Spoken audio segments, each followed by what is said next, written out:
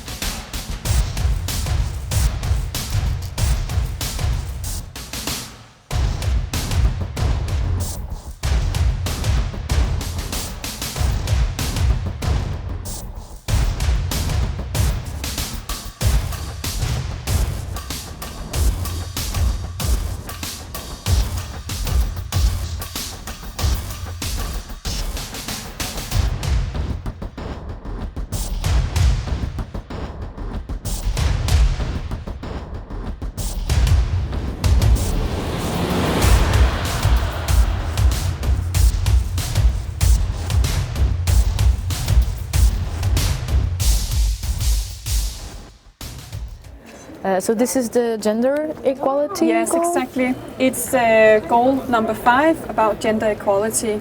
So of course it has to do with gender and the importance of promoting all genders, really. But a lot of the examples, or all of the examples we have, is about promoting women's rights. Some will know Malala from Afghanistan, who has done a tremendous work to campaign and promote women's rights with very difficult and hard circumstances. Is she mentioned? She is actually not. I'm not sure that she is mentioned Directly, because it's not international. Yes, again, campaigners, it's Danish, but it's from sort of Danish roots, so to say. Even though the people may not be Danes, but that's why. But Malala is mentioned in the coffee table book.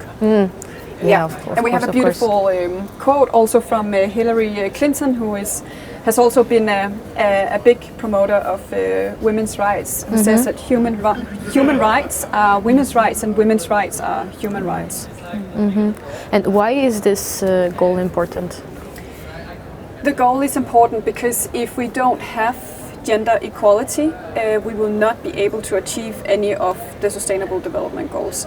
That's just a given, so we need to provide the same rights and opportunities to everyone. Yeah, rights and opportunities to every human being. That's the essence. Otherwise the society does not really go anywhere. Exactly. Okay. Exactly. Yes. Should we go to the next one? Yes.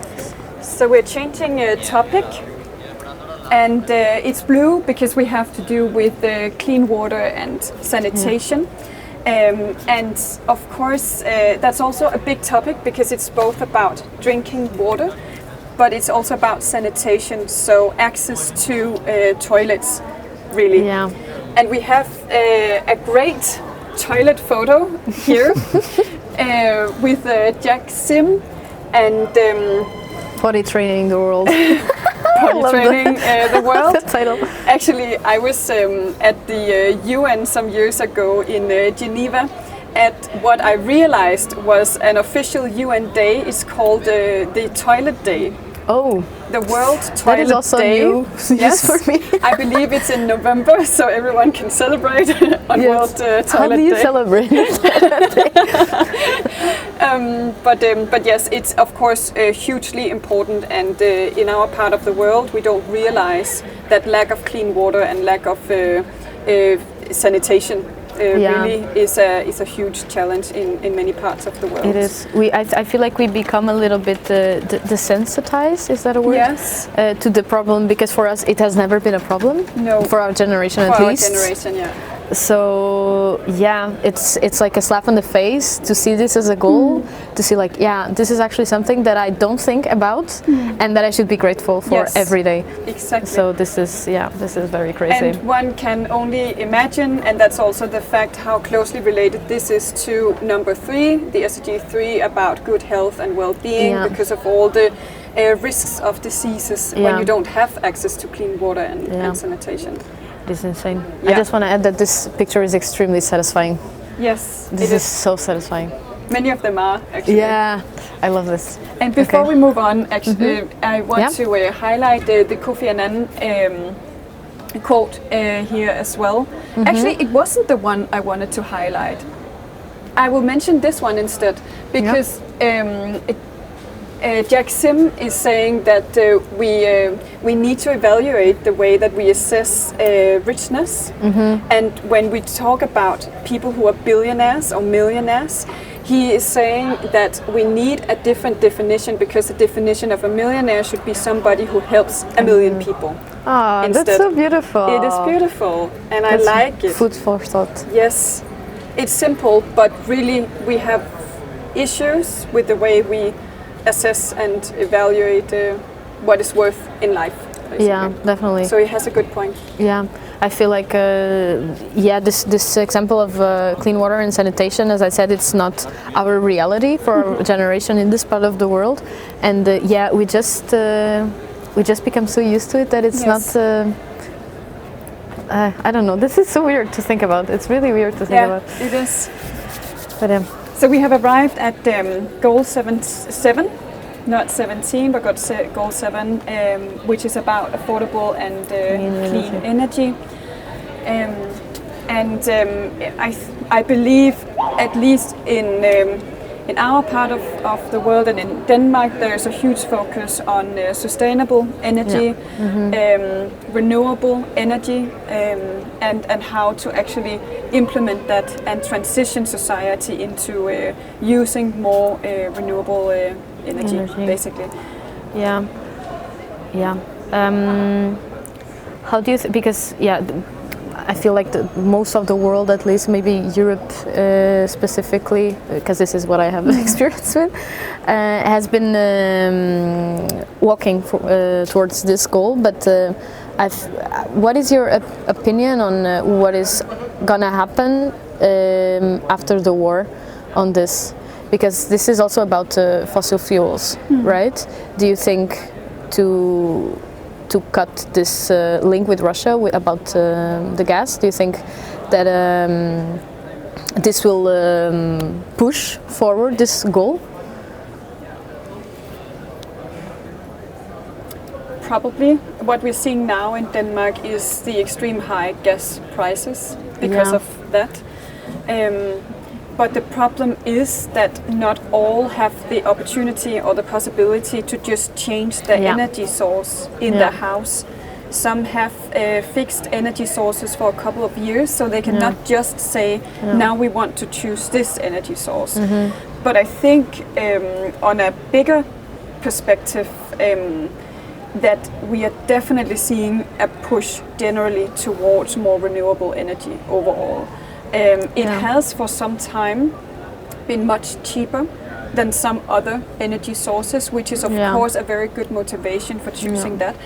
But it also depends, are we talking bigger corporations and how they choose to source energy, or are we talking households, and what are the different obstacles there? Yeah, because I think that in the long term, correct me if I'm wrong, in the long term it is cheaper, but the initial investment it's very big.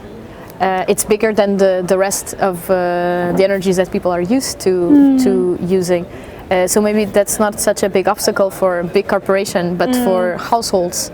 Yeah, but I mean, in Denmark, for example, we have the energy source fjernvarme. I have no idea what that is translated into.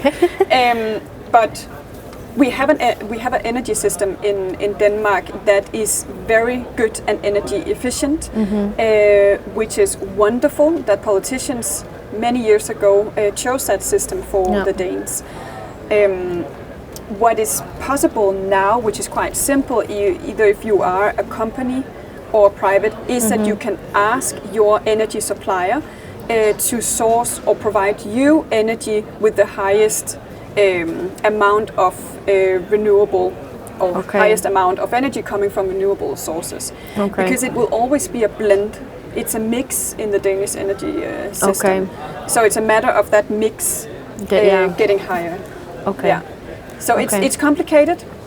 Yeah, it's like but again, also one of the topics where I think somehow it's a bit simple as well. With what you can do and ask for. Depending on the household you have. So this affordable and clean energy, does it include the nuclear also?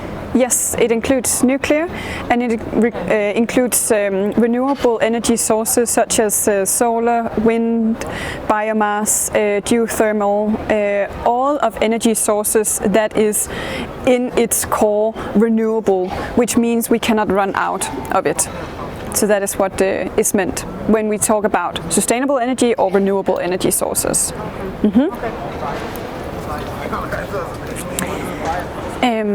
For the next one, and we'll just slowly pass by, goal number 8 is about decent work and economic growth. It's about securing decent jobs for people.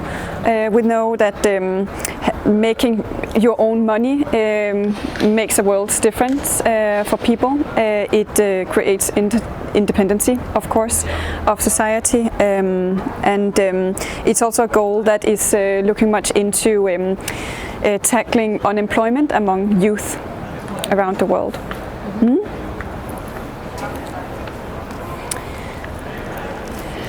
Number 9 is about industry, innovation and infrastructure, and you see a good picture of that, a very chaotic photo of Lagos in Nigeria.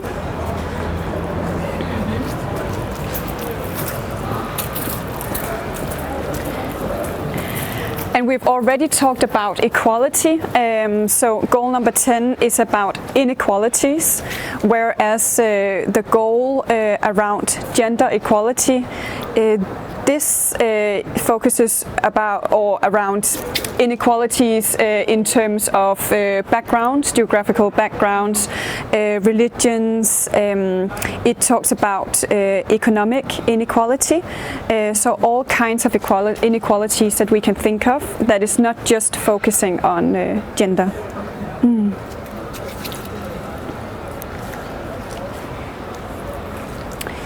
Goal number 11 is sustainable cities and communities.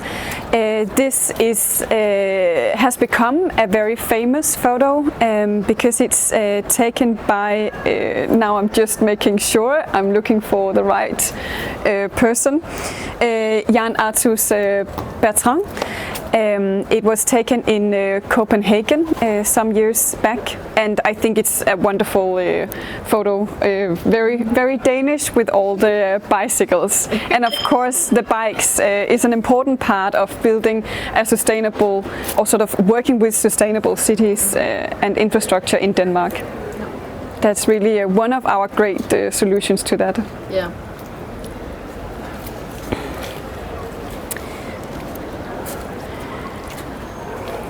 Now we have arrived at goal number 12, which is around responsible consumption and production. And here I want to highlight the create part of the artist Mai D. Some of people who were around in Denmark as Denmark was opening up after COVID this year may have seen the A Dozen Sun, her art piece, because it was showcased as part of the Light Festival in Copenhagen. and it's made out of ocean plastics, reused. My works with art pieces that again can make us reflect and think about all the resources that we use. She focuses and works with plastic, which is a huge problem, really, especially all the plastics that end up in our oceans and become a huge problem for ocean wildlife and the oceans itself. So I really like her work, and I saw at Dust and Sun also when it was showcased real life at the Light Festival. She has made the same idea with an octopus, also out of reused ocean plastics. Yeah.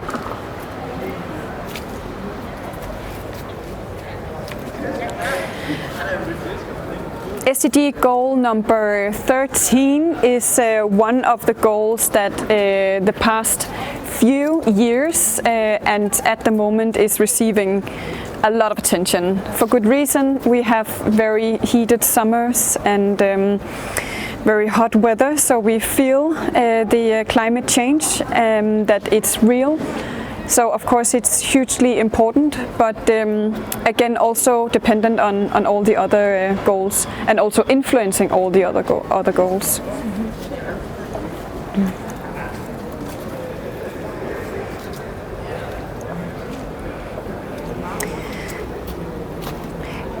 Goal number 14 has to do with life below water. So this is the ocean, and as we talked about previously, we still know very little about the oceans, what is actually below water. One of our campaigners who is shown as our ACT example is Nima Tisdal, who is the founder of Blue Lobster. And Blue Lobster is an initiative that works to remove the middleman between fishermen and the end consumer of fish, so that the fishermen can earn more money because there is not this middle link, but also so that the fish is more fresh. And Blue Lobster works with sustainable fishing, which is a difficult area, because what does that mean? And it's not really well defined yet. Many of the requirements or the regulations we have in terms of fishing is not, in my opinion, cannot be defined as sustainable. But they have set some guidelines for sustainable fishing and promotes that with their fishermen, and then they collect the fish and distribute it directly to the end consumer. Yes, so a wonderful initiative, Danish, and very relevant again due to our coastline and history of fishing in Denmark. Yeah.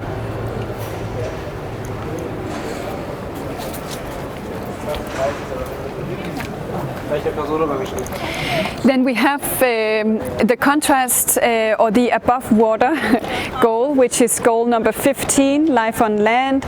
And again, we have one of my favorite photos because it's so green and we can see all the sheep running. So it's a goal that focuses on all the nature and all the animals on land.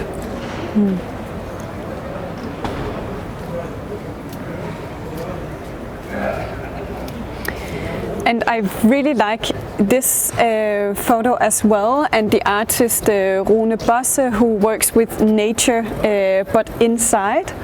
Again, a great example of how artists can make us reflect and think about all these goals that are so complex, but seeing this in a building it makes me think at least more about nature and the element of nature and the importance of nature and how they often contradict with the way that we have built our lives. Yeah, against each other. Against each other, yeah, exactly. So it talks about how human beings have lived with nature for many years, but as you're also saying, how it contradicts today. So up to the viewer to see what they perceive.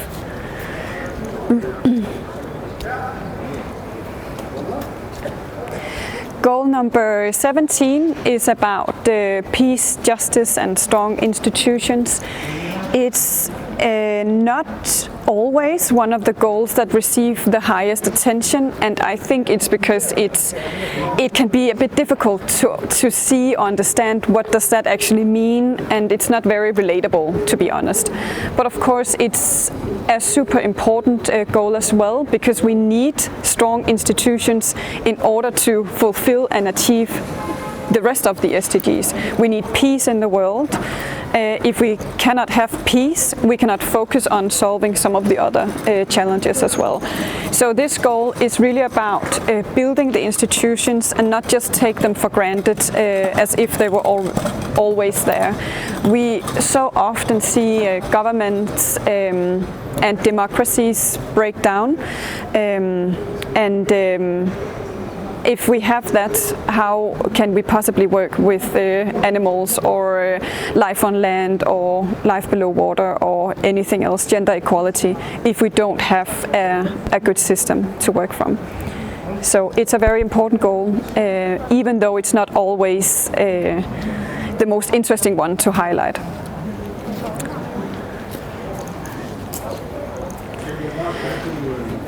And the final goal, goal number 17, is about partnerships for the goals. That has actually, on the contrary to number 16, been highlighted a lot, also hijacked a little bit by companies who have talked a lot the past years about all the partnerships that they are building, which is wonderful, because we need to work together. We don't, and that's also a good example from the exhibition here, where we see all the different elements of how you can work with the SDGs. We need to bridge and gain access to each other's knowledge in order to fulfill the goals. Yeah, so that's the end of the exhibition. Okay. We made it around. Yes. Is there something else you would like to add? In general, not that I can think of. Of course, come and view and experience the exhibition.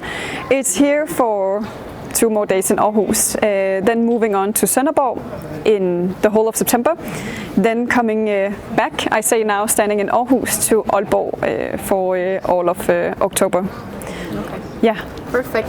Thank you so much for showing us around, Louise. Of course, it was a pleasure.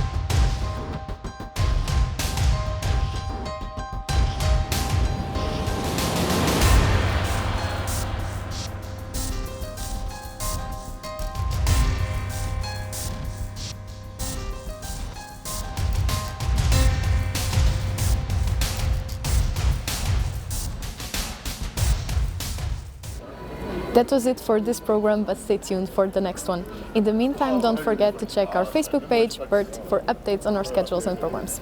See you soon.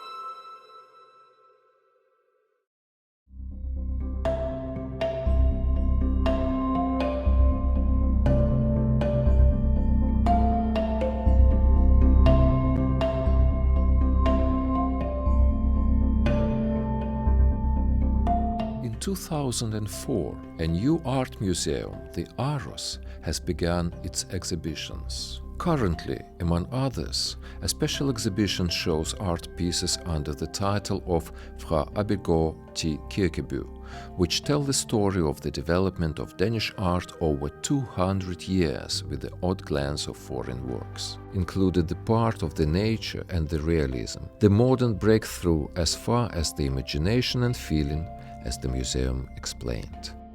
It depends on us what we want to see. Definitely recommended to everyone. Aarhus is a dynamic city of the Jutland Peninsula in Denmark. 315,000 people live in Aarhus, one of the oldest towns in Scandinavia, established in 770 at the Viking Ages. Aarhus City Hall is designed in 1941, Denmark's new culture canon. The bell tower, which since then has become a landmark for Aarhus, stands 60 meters tall, including 43 bells which 3 times a day play the song Invernalis Temporis. With a length of 93 meters, Aarhus Cathedral is the longest church in Denmark, the result of radical rebuilding in Gothic style, and it seats approximately 1,200 people. Nearby the cathedral, we can see the bronze horse memorial statue with Danish King Christian X, which made at 1955 by K. Fisher. The Spanian, the oldest swimming pool place in Aarhus, was built between 1930 to 1933 at the heart of the city. Here you can enjoy the swimming, massage, fitness activities, relax at the cafe, and so on. Den Gamle By was founded in 1909 as the world's first open-air museum of urban history and culture.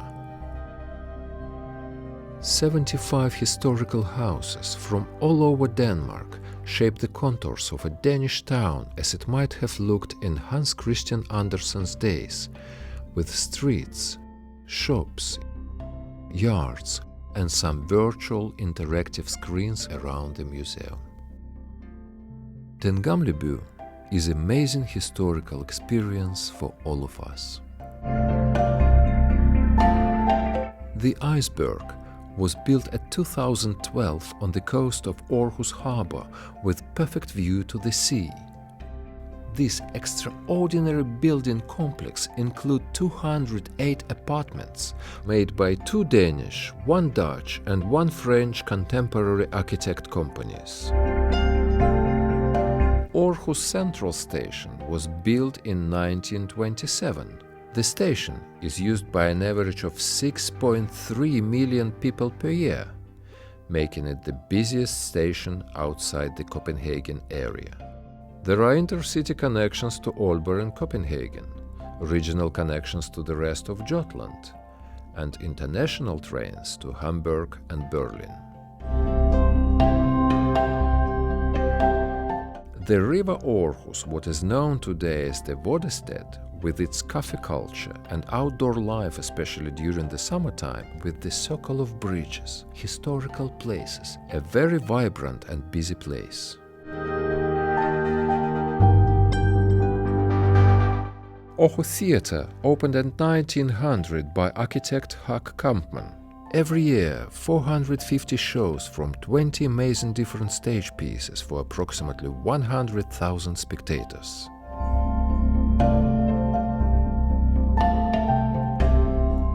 When sun goes down, we can explore the nightlife or just relax in hotel. It's up to us. And when next day comes, we can explore again and again this amazing place, which called the City of Everything.